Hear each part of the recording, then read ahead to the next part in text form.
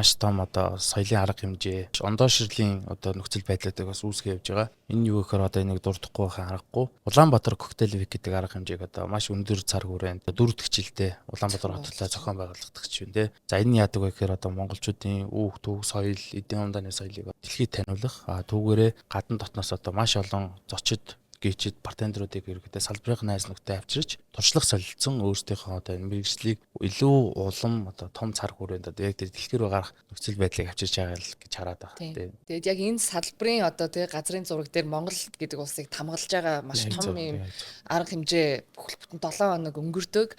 Жил ирэх тусам мэдээж ингэж хүмүүсийнх нь оролцоо сайжирж байгаа. Гэхдээ илүү сайн мэдээсэй гэж хүсэж байна. Амар сонирхолтой зүйлсүүд болдог. Маш олон өөр төрлийн хүмүүстэй танилцдаг, соёлоо хуваалцдаг. Ер нь бол яг айгүй чанга 7 хоног. Гэхдээ ер нь бол worth it тахгүй юу?